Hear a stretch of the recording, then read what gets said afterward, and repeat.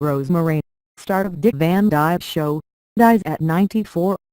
Rosemary, the child star who grew up to co-star on the Dick Van Dyke Show and become a fixture on the game show The Hollywood Squares, died Thursday, the Associated Press reported. She was 94. Marie died while staying in her Los Angeles area home and was found by a caretaker, AP cited family spokesman Harlan Bowl as saying. On the Dick Van Dyke Show, Rosemary, her stage name, always used in full, played Sally Rogers, the only woman among three comedy writers for a television variety series. Her character and that of fellow writer Buddy Sorrell, played by Maury Amsterdam, were based loosely on your show of show's writers Mel Brooks and Selma Diamond.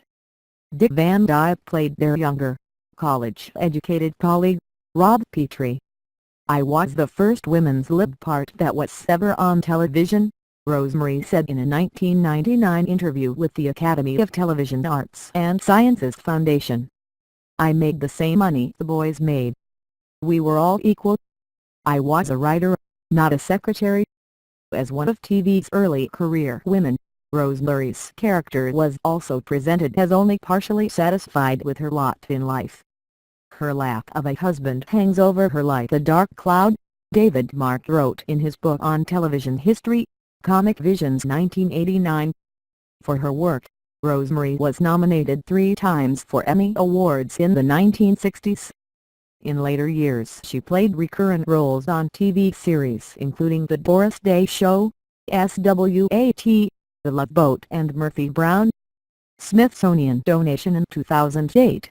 Rosemary donated the trademark black bow she wore in her hair to the Smithsonian Institution's American History Museum. Rosemary Mazda was born August 15, 1923, in New York City. Her parents, Stella Gluckskat and Frank Mazda, never married. According to her memoir, she later learned that, by the time she was born, her father, a suit cutter, was married to another woman and was the father of that woman's 2 children. Those children were named Rose and Frank, the same names given her and her younger brother.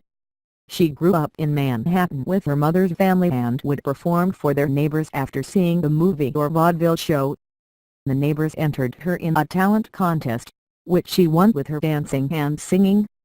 She said her father, now impressed, took her to Atlantic City to begin performing in nightclubs, where she became known as Baby Rosemary.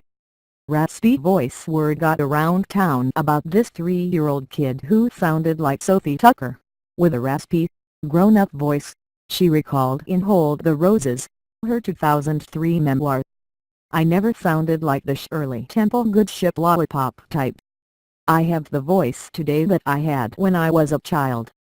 She sang on radio station WPG in Atlantic City, then WMCA Radio in New York City. NBC signed her to a 7-year contract and gave her, when she was 6, a 15-minute nationwide radio show.